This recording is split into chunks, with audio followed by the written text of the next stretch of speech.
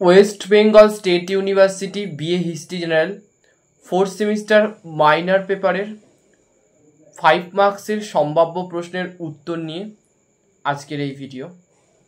এর আগের ভিডিওতে 2 মার্কসের সম্ভাব্য প্রশ্ন এবং তার উত্তরগুলো নিয়ে আলোচনা করা হয়েছে এবং নোটস দেওয়া হয়েছে।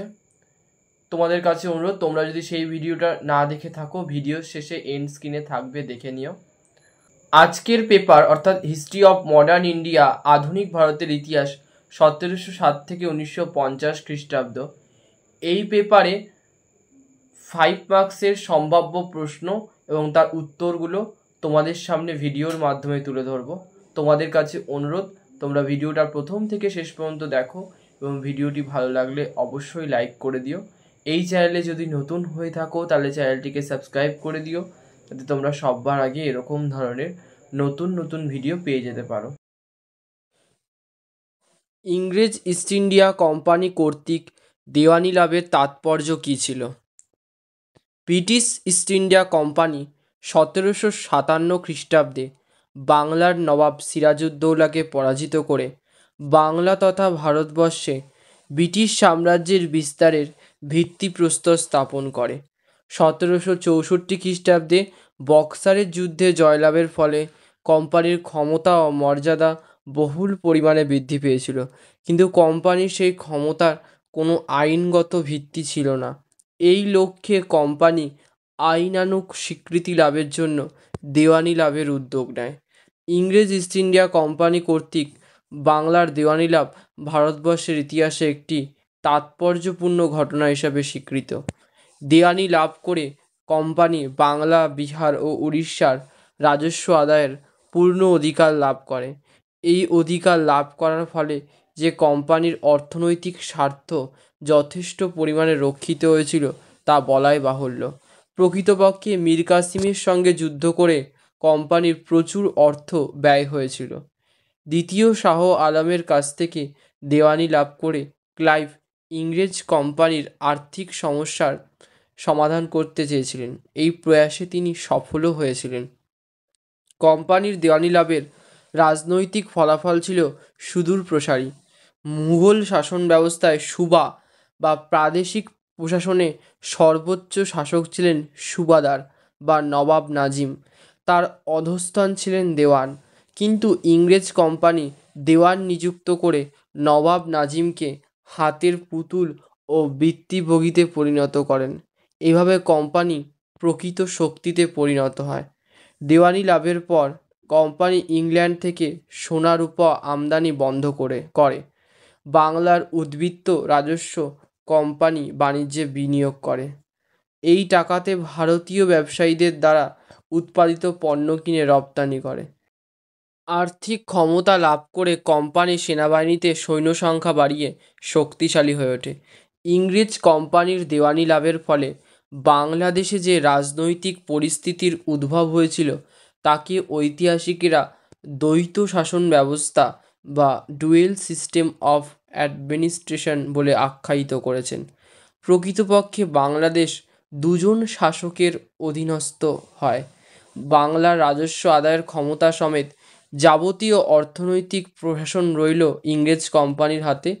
অন্যদিকে রাজনৈতিক ক্ষমতা ও নিজামতের দায়িত্ব সমেত আইন শৃঙ্খলা রক্ষার দায়িত্ব রইল নবাব নজমউদ্দৌলার হাতে। কিন্তু দেওয়ানির দায়িত্ব হাতে না থাকার ফলে নবাবের রাজনৈতিক অধিকার সম্পূর্ণ অর্থহীন হয়ে পড়ে। তাই বলা হয়েছে, এলাহাবাদ চুক্তির ফলশ্রুতি হিসাবে ইংরেজ কোম্পানি পেল দায়িত্ববিহীন অধিকার এবং বাংলার নবাব পেলেন অধিকারবিহীন দায়িত্ব। বাংলা, বিহার, উড়িষ্যার দেওয়ানি লাভের ফলে কোম্পানির যেমন একদিকে শ্রীবৃদ্ধি ঘটে, তেমনি অন্যদিকে পূর্ব ভারতের আর্থিক সচ্ছলতা বহুগুণে হ্রাস পায়। দেশীয় বণিকরা অধিক মাত্রায় শুল্ক প্রদান করে ক্ষতিগ্রস্ত হয়। দেশীয় পণ্য কম দামে ব্রিটেনে রপ্তানি হওয়ায় বাংলার কুটির শিল্প একেবারে ভেঙে পড়ে। কৃষি প্রধান ভারতের অর্থনৈতিক সমৃদ্ধি যে সরাসরি কৃষির উন্নতির সঙ্গে যুক্ত তা মুঘল শাসকেরা জানতেন এবং সেই অনুযায়ী ব্যবস্থা গ্রহণ করেছিলেন। দেওয়ানি লাভের পর কোম্পানি যথেচ্ছ অর্থ উপার্জনের লক্ষ্যে ভূমি রাজস্বের হার বাড়িয়ে দেয় এবং পুরনো প্রথা ভেঙে ব্যক্তিগতভাবে কৃষকদের কাছ থেকে যত বেশি সম্ভব রাজস্ব আদায় করা যায় সেই চেষ্টার কোনো ফাঁক রাখে না। নতুন নতুন কর কৃষকদের ওপর চাপিয়ে দেওয়া হয়। বেশি রাজস্ব আদায়ের কৌশল হিসাবে জমি থেকে পুরনো কৃষকদের উচ্ছেদ করে নতুন কৃষককে জমির বন্দোবস্ত দেওয়া হতে থাকে। এহেন অবস্থায় বাংলার কৃষককুল দিশেহারা হয়ে পড়ে। অধীনতামূলক মিত্রতা নীতি বলতে তুমি কি বোঝো? লর্ড ওয়েলেসলির নগ্ন সাম্রাজ্যবাদের সবচেয়ে নির্লজ্জ দিক হলো তার কুখ্যাত অধীনতামূলক মিত্রতা নীতি। অধীনতামূলক মিত্রতার মূল কথা হলো কোনো দেশীয় রাজ্যকে তার নিরাপত্তার জন্য ব্রিটিশ শক্তির ওপর পুরোপুরি নির্ভরশীল করে তোলা। এর ফলে অবশ্য এই চুক্তিবদ্ধ রাজ্যগুলো কার্যত তাদের স্বাধীনতা ইংরেজদের কাছে বিকিয়ে দিতে বাধ্য হয়। অধীনতামূলক মিত্রতা চুক্তির শর্ত অনুযায়ী ইংরেজরা দেশীয় রাজ্যগুলিকে সর্বপ্রকার আক্রমণের বিরুদ্ধে সাহায্য ও নিরাপত্তার আশ্রয় দেয়। বিনিময়ে একজন ইংরেজ সেনাপতির অধীনে শক্তিশালী দেশীয় রাজ্যগুলোকে নিজ সেনাবাহিনী গড়ে তোলার অধিকার দেওয়া হয়। কিন্তু এই সেনাবাহিনীর ব্যয়ভার বহন করার জন্য দেশীয় শক্তিগুলোকে নিজ নিজ রাজ্যের একাংশ কোম্পানির হাতে ছেড়ে দিতে হয়। এই চুক্তিতে আরও স্থির হয় যে ইংরেজদের বিনা অনুমতিতে দেশীয় রাজ্যগুলো অন্য কোনো রাজ্যের বিরুদ্ধে যুদ্ধ ঘোষণা করতে পারবে না বা কোনো প্রকার আলাপ আলোচনা চালাতে পারবে না। অধীনতামূলক চুক্তি ইংরেজদের সাম্রাজ্যবাদী স্বার্থের অনুকূল ছিল। এর ফলে তারা দেশীয় রাজাদের খরচে এক বিরাট সেনাবাহিনী গড়ে তুলতে সক্ষম হয়। সুতরাং তাদের সামরিক ক্ষমতা এক ধাপে অনেকটা বেড়ে যায়। এই চুক্তিতে আবদ্ধ দেশীয় শক্তিগুলি ইংরেজদের অনুগত থাকায় ওয়েলেসলির পক্ষে মারাঠা ও টিপুর মহীশূরের বিরুদ্ধে সংগ্রাম করার কাজ অনেক সহজ হয়ে যায়। হায়দার আলী যেমন সুযোগ বুঝে কখনো মারাঠা, কখনো বা নিজাম ও ক্ষেত্র বিশেষে উভয়ের সঙ্গে মৈত্রী চুক্তি স্বাক্ষর করে ইংরেজদের বিরুদ্ধে লড়াই করার সুযোগ পেয়েছিলেন, টিপুর পক্ষে তা সম্ভব ছিল না। মারাঠারা অধীনতামূলক চুক্তিতে আবদ্ধ হওয়ার আগেই অবশ্য টিপুর পতন ঘটেছিল। অন্যদিকে এই চুক্তিতে আবদ্ধ দেশগুলির বৈদেশিক সম্পর্ক ও আত্মরক্ষার দায়িত্ব ইংরেজদের হাতে থাকায় এবং সেখানে একজন ইংরেজ রেসিডেন্টের চোখের সামনে ইংরেজ কর্তৃত্বাধীন একটি সেনাবাহিনী মোতায়েন থাকার ফলে স্থানীয় শাসকের অযোগ্যতার অজুহাত পরে এই রাজ্যগুলোকে সরাসরি ব্রিটিশ শাসনাধীনে নিয়ে আসার পথ প্রশস্ত হয়। আর একদিক থেকেও এই নীতি ব্রিটিশ সাম্রাজ্যবাদের সহায়ক হয়েছিল। এই চুক্তি স্বাক্ষর করার ফলে অনেক অক্ষম দেশীয় শাসকের অস্থির ও চঞ্চল উচ্চাকাঙ্ক্ষার বিলোপ ঘটে। এই অবস্থায় ইংরেজদের পক্ষে শান্তি ও শৃঙ্খলা বজায় রাখার কাজ অনেকটা সহজ হয়ে যায়। নিজাম শাসিত হায়দ্রাবাদ, অযোধ্যা প্রভৃতি রাজ্যগুলির অস্থির কার্যকলাপ অহেতুক জটিলতা ও সমস্যা সৃষ্টি করত, কিন্তু এরা অধীনতামূলক মৈত্রী সূত্রে আবদ্ধ হয় এই ধরনের অবাঞ্ছিত পরিস্থিতির হাত থেকে ইংরেজরা রক্ষা পায়।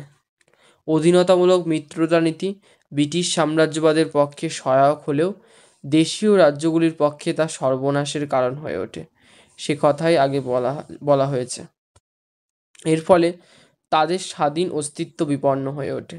অনেক ক্ষেত্রেই দেশীয় শাসকদের কাছ থেকে যে পরিমাণ অর্থ দাবি করা হয়েছিল তা তাদের পক্ষে দেওয়া কোনো ক্রমেই সম্ভবপর ছিল না।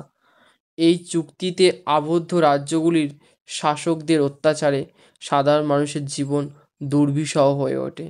ইংরেজ সাহায্যপুষ্ট এই শাসকদের অত্যাচারের বিরুদ্ধে প্রজাদের কিছুই করার ছিল না। অরাজকতা ও প্রশাসনিক দক্ষতার অভাবে তারা ক্রমশ অসহায় হয়ে পড়ে। অধীনতামূলক মিত্রতা গ্রহণ করার ফলে দেশীয় সেনাবাহিনী ভেঙে দেওয়া হয়, ফলে বহু সৈনিক বেকার হয়ে পড়ে। ওয়েলেসলি অধীনতামূলক মিত্রতা নীতি প্রয়োগ করতে অগ্রসর হয়।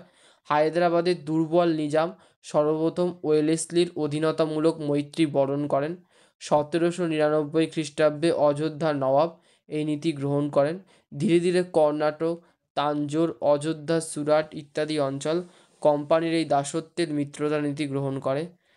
সত্যবিলোপ নীতির ওপর সংক্ষিপ্ত টিকা লেখো। ডালহৌসি রাজ্য বিস্তার নীতির যে দিকটিকে কেন্দ্র করে সবচেয়ে বেশি ক্ষোভ, উত্তেজনা ও অসন্তোষের সৃষ্টি হয়েছিল তা হলো তার কুখ্যাত সত্যবিলোপ নীতি। এই নীতি অনুসারে স্থির হয় যে যদি কোনো রাজা অপুত্রক অবস্থায় মারা যায় তাহলে তার দত্তক পুত্র তার উত্তরাধিকার হিসাবে শূন্য সিংহাসনের দাবি করতে পারবেন না।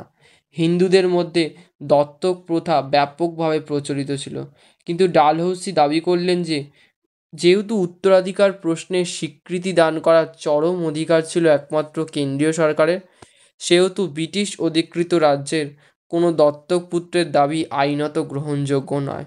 সেই রাজ্য সরাসরি ব্রিটিশ শাসনাধীন হয়ে যাবে। এই নিয়ম সেই সব রাজ্যের ক্ষেত্রেও প্রয়োগ করা হবে যেগুলো ছিল প্রত্যক্ষভাবে ব্রিটিশ প্রভাবাধীন। ব্রিটিশ প্রভাবাধীন রাজ্য বলতে ডালহৌসি সেই সব রাজ্যকে অন্তর্ভুক্ত করেছিলেন যেগুলির অস্তিত্ব অথবা স্বীকৃতি ব্রিটিশ সরকারের সঙ্গে কোনো সুনির্দিষ্ট চুক্তির ওপর নির্ভরশীল ছিল। যেসব রাজ্য ইংরেজদের ওপর নির্ভরশীল বা ইংরেজ প্রভাবাধীন ছিল, একদা তাদের অনুগত রাজ্যের ক্ষেত্রেও এই নীতি প্রযোজ্য ছিল। ডালহৌসি যেভাবে নানা অজুহাতে দেশীয় রাজ্যগুলোকে গ্রাস করেছিলেন তাতে হিন্দু মুসলিম নির্বিশেষে দেশীয় রাজারা আতঙ্কগ্রস্ত হয়ে পড়েছিলেন এবং তাদের অনেকেরই এই ধারণা হয়েছিল যে সত্যবিলোপ নীতি একটি অজুহাত মাত্র। এই সময় বহু হিন্দু রাজা অপুত্রক অবস্থায় মারা যাওয়ায় এই ধারণা তাদের বদ্ধমূল হয়ে দাঁড়ায়। ডালহৌসি ঘোষণা করেন যে স্বাধীন রাজ্যের রাজারা, অর্থাৎ যাদের সার্বভৌম ক্ষমতা আগে থেকেই স্বীকৃত ছিল, তারা দত্তক পুত্র গ্রহণ করতে পারবেন। কাজেই তাদের রাজ্য ব্রিটিশ সাম্রাজ্যভুক্ত হবে না। যেসব রাজ্য এইভাবে সত্যবিলোপ নীতির প্রয়োগের ফলে ব্রিটিশ সাম্রাজ্যভুক্ত হয় সেগুলির মধ্যে উল্লেখযোগ্য হল সাতারা, জৈতপুর, সম্বলপুর, বাগদ, উদয়পুর, ঝাঁসি ও নাগপুর। ডালহৌসির সত্যবিলোপ নীতি যে নীতিগত ও আইনের দৃষ্টিকোণে অযৌক্তিক ছিল এবং এর বাস্তব প্রয়োগও যে অনেক ক্ষেত্রেই অবিবেচনাপ্রসূত ছিল সে ইঙ্গিত আগেই দেওয়া হয়েছে। তার অনুসৃত নীতি যে 1857 সালের বিদ্রোহকে ত্বরান্বিত করেছিল তাও বলা যেতে পারে। বস্তুত অনেকেই ডালহৌসির এই নীতির তীব্র বিরোধিতা করেছিলেন। স্যার জর্জ ক্লার্ক ও কর্নেল লো দেশীয় রাষ্ট্রগুলির অস্তিত্বের পক্ষে ওকালতি করে বলেছিলেন যে এগুলোকে বাঁচিয়ে রাখার বাস্তব প্রয়োজন ছিল, কারণ এখানকার রাজারা দেশীয় অভিজাত সম্প্রদায়ের পৃষ্ঠপোষকতা করতেন। এই রাজ্যগুলো গ্রাস করায় এরা কর্মচ্যুত হয়ে পড়বেন এবং ইংরেজদের বিরুদ্ধে চক্রান্তে লিপ্ত হবেন। তাছাড়া অপুত্রক দেশীয় রাজারাও তাদের রাজ্য হারানোর ভয়ে প্রজাদের উন্নতির কথা চিন্তা না করে নিজেদের জীবদ্দশায় যতটুকু পাওয়া যায় প্রজাদের কাছ থেকে অত্যাচার করে কর আদায় করতে প্রবৃত্ত হবেন। ফলে সেখানকার প্রজাদের মধ্যে ব্যাপক ক্ষোভ ও অসন্তোষ দেখা দেবে, যা ব্রিটিশ স্বার্থের পরিপন্থী। এইসব রাজ্যের প্রজারা ইংরেজ রাজত্বের চেয়ে দেশীয় রাজ্যে রাজার শাসনই বেশি পছন্দ করে। স্লিম্যান ও আউটরাম ডালহৌসির সত্যবিলোপ নীতির বিরোধিতা করে বলেছিলেন যে দেশীয় রাজ্যগুলি ধ্বংস হলে তাদের সেনাবাহিনীর ওপর ইংরেজদের কোনো নিয়ন্ত্রণ থাকবে না, সুতরাং ইংরেজরা পুরোপুরি তাদের দয়ার ওপর নির্ভরশীল হয়ে পড়বে। স্যার হেনরি রাসেল, ম্যালকম ও এলফিনস্টোনও তার সত্যবিলোপ নীতির তীব্র সমালোচনা করেছেন। মেকলের মিনিট কী ছিল? ব্রিটিশ পার্লামেন্ট 1813 খ্রিস্টাব্দের সনদ আইনে একটি সিদ্ধান্ত নেয়, তা হলো বার্ষিক 1 লক্ষ টাকা ব্যয় করা হবে ভারতের জনশিক্ষার জন্য। এই শিক্ষা প্রাচ্য না পাশ্চাত্য শিক্ষা প্রসারে ব্যয় করা হবে এ নিয়ে বিতর্ক দেখা দেয়। ব্রিটিশ কোম্পানি ভারতে প্রাচ্য শিক্ষা না আধুনিক পাশ্চাত্য শিক্ষার প্রসারে উদ্যোগ নেবে সেই বিষয়ে বিবাদ দেখা দেয়। শেষ পর্যন্ত বড়লাট লর্ড বেন্টিক, যার শাসনকালে জনশিক্ষার কমিটির সভাপতি টমাস বেবিংটন মেকলে ভারতের পাশ্চাত্য শিক্ষা প্রবর্তনের দাবি জানিয়ে 1835 খ্রিস্টাব্দে বড়লাট লর্ড বেন্টিকের কাছে প্রস্তাব দেন, যা মেকলের মিনিট নামে পরিচিত। মেকলে তার মিনিটে বলেন, প্রাচ্যের শিক্ষা বৈজ্ঞানিক চেতনাহীন এবং পাশ্চাত্যের তুলনায় নিকৃষ্ট। প্রাচ্যের সভ্যতা দুর্নীতিগ্রস্ত ও অপবিত্র। তাই এদেশে পাশ্চাত্য শিক্ষা প্রবর্তন হওয়া উচিত। ভারতে উচ্চ ও মধ্যবিত্তদের মধ্যে ইংরাজি শিক্ষার প্রসার ঘটলে ক্রমনিম্ন পরিশ্রুত নীতি বা চুইয়ে পড়া নীতি অনুসারে তা সমগ্র ভারতবাসীর মধ্যে ছড়িয়ে পড়বে। পাশ্চাত্য শিক্ষার বিস্তার ঘটলে এদেশে এমন একটি সম্প্রদায়ের আত্মপ্রকাশ ঘটবে যারা রক্তে ও বর্ণে ভারতীয় হলেও রুচি, মত ও নৈতিকতায় ও বুদ্ধিমত্তায় হবে ইংরেজ। অবশেষে মেকলের বক্তব্য মেনে নিয়ে বড়লাট লর্ড উইলিয়াম বেন্টিক 1835 খ্রিস্টাব্দের 7ই মার্চ ভারতে ইংরাজি ও পাশ্চাত্য শিক্ষার প্রসারকে সরকারের শিক্ষানীতি হিসাবে ঘোষণা করা হয়। 1857 সালের মহাবিদ্রোহের ব্যর্থতার কারণ সম্পর্কে একটি সংক্ষিপ্ত টিকা লেখ। মহাবিদ্রোহের তীব্রতায় ভারতে ব্রিটিশ শাসনের ভিত কেঁপে উঠলেও ইংরেজরা এই বিদ্রোহ দমন করতে সক্ষম হয়। বহু আত্মত্যাগ ও বীরত্বের নিদর্শন থাকা সত্ত্বেও শেষ পর্যন্ত মহাবিদ্রোহ ব্যর্থতায় পর্যবসিত হয়। মহাবিদ্রোহের এই ব্যর্থতার একাধিক কারণ ছিল। সুসংগত পরিকল্পনা এবং বিদ্রোহী নেতাদের মধ্যে সমন্বয়ের অভাব ছিল। নানা সাহেব, রানী লক্ষ্মীবাঈ, তাতিয়া তোপি, কুনওয়ার সিং, বাহাদুর শাহ প্রমুখ বিদ্রোহী নেতা একসঙ্গে বসে বিদ্রোহের কোনো ঐক্যবদ্ধ ও সুষ্ঠু পরিকল্পনা বা কর্মসূচি গ্রহণ করেননি। লখনৌ, কানপুর, এলাহাবাদ, এমনকি দিল্লি বিদ্রোহীরা দখল করলেও শেষ পর্যন্ত পর্যাপ্ত সেনা ও যুদ্ধ সরঞ্জামের অভাবে এই স্থানগুলো তাদের হাতছাড়া হয়ে যায়। সর্বোপরি ব্রিটিশ সামরিক শক্তিকে ধ্বংসের জন্য যা যা পদক্ষেপ নেওয়ার প্রয়োজন সে সম্পর্কে বিদ্রোহীদের স্পষ্ট কোনো ধারণা ছিল না। তাই ইতিহাসবিদ রমেশচন্দ্র মজুমদার বলেছেন যে সাধারণ পরিকল্পনা এবং কেন্দ্রীয় সংগঠনের অভাবই এই বিদ্রোহের ব্যর্থতার সর্বাধিক গুরুত্বপূর্ণ কারণ। সর্বভারতীয় ঐক্য ও সংগতির অভাব শেষ পর্যন্ত মহাবিদ্রোহকে সফল হতে দেয়নি।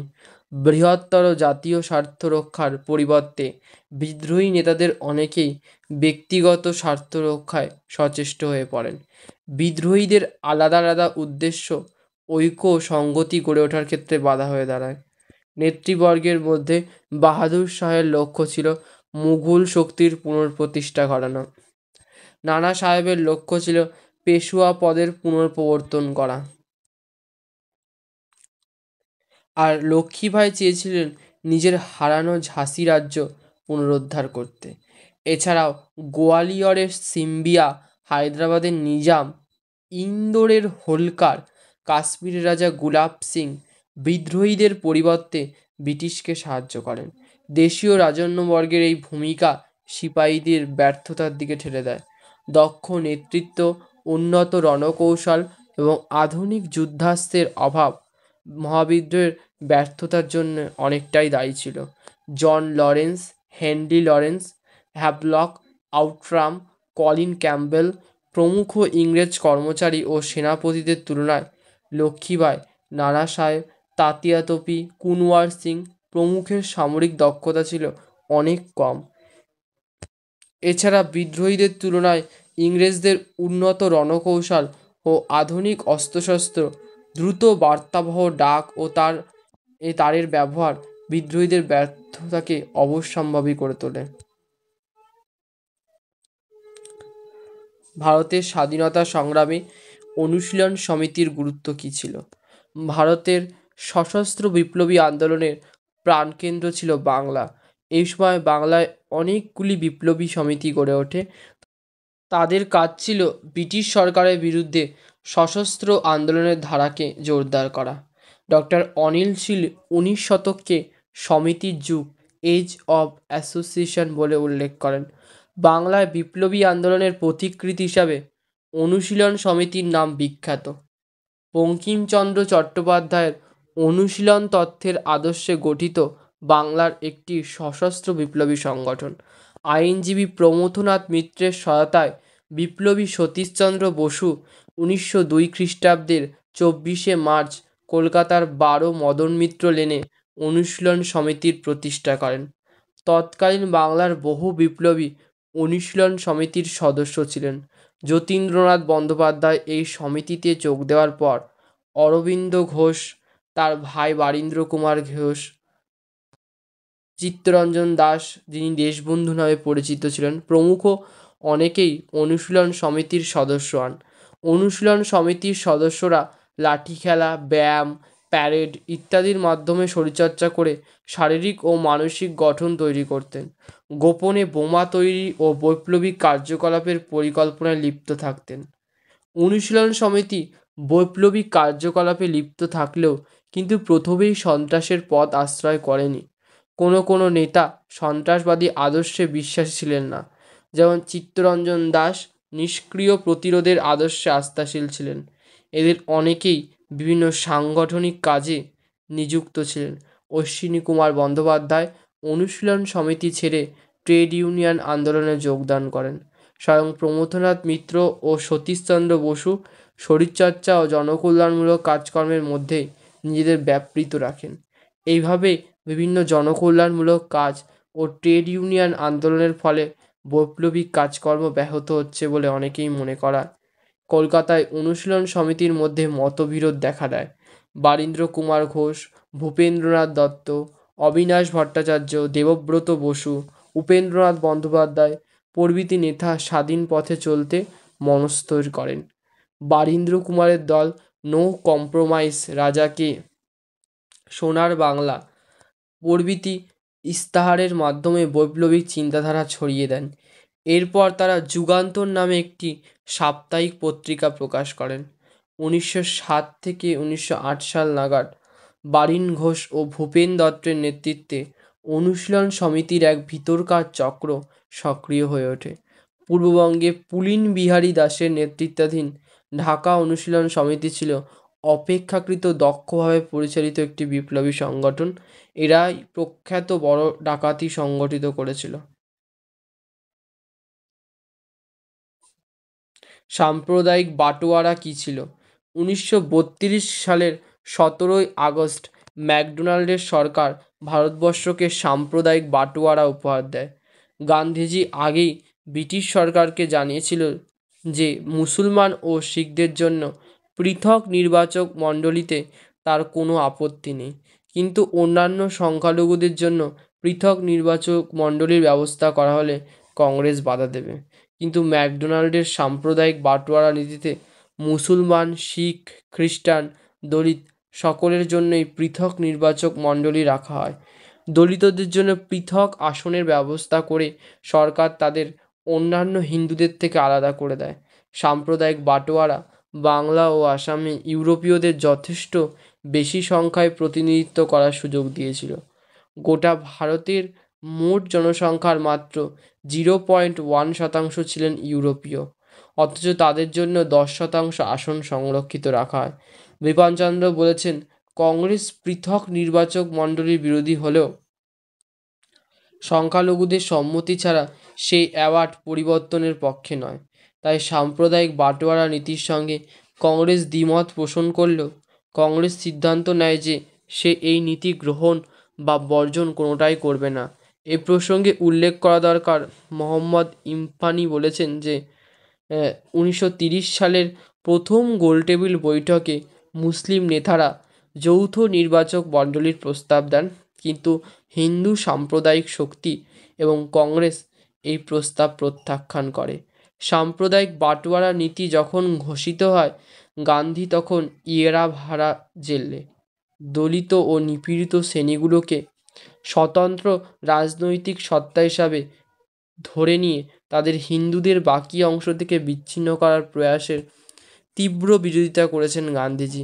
বিপিনচন্দ্র বলেছেন, গান্ধী ম্যাকডোনাল্ডের সাম্প্রদায়িক বাটোয়ারাকে হিন্দু ধর্ম ও দলিত উভয়েরই স্বার্থের পক্ষে ক্ষতিকর বলে মনে করেছিলেন। গান্ধীজির মতে দলিতদের জন্য পৃথক নির্বাচক মণ্ডলী ও পৃথক আসন সংরক্ষণের অর্থ ছিল অস্পৃশ্যতা দূরীকরণের প্রক্রিয়ায় বিঘ্ন ঘটানো।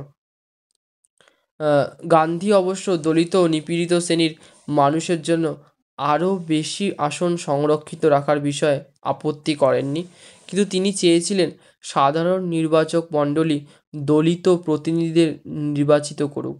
তিনি তার দাবি পূরণের জন্য 1932 সালের 20 সেপ্টেম্বর ইয়েরা ভাড়া জেলে অনশন শুরু করেন। 1943 খ্রিস্টাব্দের বাংলার মন্বন্তরের ওপর একটি সংক্ষিপ্ত টিকা লেখো। 1943 খ্রিস্টাব্দে বাংলার মন্বন্তর মানুষের কাছে একটি স্মরণীয় দুঃসময়। এই মন্বন্তরের ওপর স্যার জন উডহেডের নেতৃত্বে যে কমিশন প্রতিবেদন পেশ করেছিল এবং আধুনিক গবেষণার দ্বারা যেসব বিষয়গুলি আমরা জানতে পারি, তার থেকে অবশ্যই সিদ্ধান্তে আসা যায় যে দুর্ভিক্ষের পিছনে ছিল নানা কারণ। বি.এম. ভাটিয়া তার ফ্যামিনিস ইন ইন্ডিয়া গ্রন্থে 1943 খ্রিস্টাব্দে দুর্ভিক্ষকে মনুষ্যসৃষ্ট দুর্ভিক্ষ বলে বর্ণনা করেছেন। অধ্যাপক ভাটিয়া দুর্ভিক্ষের কারণ অনুসন্ধান করতে গিয়ে বিশ্বযুদ্ধকালীন পরিস্থিতি এবং ক্রমাগত ফসল হানি বিষয়টিকে গুরুত্ব দিয়েছেন। অধ্যাপক ভাটিয়ার গবেষণা থেকে জানা যায় যে 1939 খ্রিস্টাব্দ থেকেই ধান উৎপাদনে ঘাটতি সৃষ্টি হয়। 1941 খ্রিস্টাব্দে সেই ঘাটতি গিয়ে দাঁড়ায় 2 মিলিয়ন টন। চাহিদা ও যোগানের মধ্যে এই ঘাটতির ফারাক 1943 খ্রিস্টাব্দে বেড়ে চরম আকার ধারণ করে। সরকার যদি বিশ্বযুদ্ধে ভারতকে যুক্ত না করত, তাহলে খাদ্য আমদানি করে পরিস্থিতি নিয়ন্ত্রণ আনা সম্ভব হতো, কিন্তু জাপান কর্তৃক ব্রহ্মদেশ অধিকারের ফলে চাল আমদানি একদিকে বন্ধ হয়ে যায়। এরূপ পরিস্থিতিতে কিছু অসৎ ব্যবসায়ী বেশি লাভের আশায় খাদ্য মজুত করে। এর ফলে কৃত্রিম খাদ্য সংকট সৃষ্টি হয়। দুর্ভিক্ষ সংগঠনের পিছনে মানুষের ভূমিকা এই ঘটনাকে বিশেষ মাত্রা দান করে। পাশাপাশি ব্রিটিশ সরকার সেনাবাহিনীর ভরণ পোষণের জন্য মেদিনীপুর, 24 পরগনা, বখরগঞ্জ, খুলনা প্রভৃতি জেলা থেকে উদ্বৃত্ত ধান তুলে নেয়, যা পরিস্থিতিকে আরও জটিল করে তোলে। অধ্যাপক অমর্ত্য কুমার সেনের দুর্ভিক্ষ সংক্রান্ত গবেষণা উল্লেখযোগ্য। বাংলা, ইথিওপিয়া, বাংলাদেশের দুর্ভিক্ষ সম্পর্কে তার গবেষণায় অন্যতম ভাবনা হল পরিধান অধিকারের সূত্র। অমর্ত্য সেনের গবেষণা এফ.এ.ডি. তথ্যকে বাতিল করে পরিধান অধিকারকে উপস্থাপনা করেছেন। ডক্টর অমর্ত্য সেনের মতে 1943 খ্রিস্টাব্দে দুর্ভিক্ষের বছরে খাদ্যের যোগান মাত্র 5% কম ছিল, কিন্তু তার আগের বছরগুলিতে শতকরা হিসাবে খাদ্যের ঘাটতি ছিল বেশি। তথাপি যুদ্ধকালীন ব্যয় সামলাতে কাগজের নোট ছাপা বৃদ্ধি পাওয়ায় মুদ্রাস্ফীতি ঘটে এবং কিছু লোকের হাতে অস্বাভাবিক ক্রয় ক্ষমতা চলে আসে। ফল ছিল ব্যবসায়ীর লাভ বৃদ্ধি ও কৃষকের মজুরি হ্রাস। এইভাবে বিভিন্ন শ্রেণীর পরিধান অধিকারের বদলে যাওয়ায় অধিকারচ্যুত শ্রেণী দুর্ভিক্ষের কবলে পড়ে। গবেষক পল গ্রিনও মনে করেন, প্রতিটি সমাজের সমৃদ্ধির একটি নির্দিষ্ট ধারণা থাকে। বাংলাদেশে সমৃদ্ধির ধারণা গড়ে উঠেছিল সোনার বাংলাকে কেন্দ্র করে।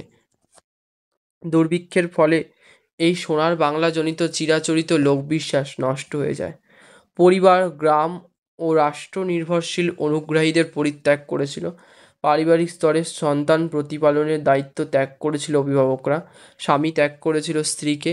এইভাবে দুর্ভিক্ষ পীড়িতরা পরিবার থেকে বিচ্ছিন্ন হয়ে গিয়েছিল। অনাহারে পীড়িত মানুষরা খিদের জ্বালায় নানা অখাদ্য খেতে শুরু করে, ফলে ছড়িয়ে পড়ে সংক্রামক রোগ। অপুষ্টির পরিমাণ স্বাভাবিক সীমার নিচে চলে যায়। খাদ্যের যোগান দিয়েও মৃত্যুকে প্রতিরোধ করা সম্ভব হয়নি।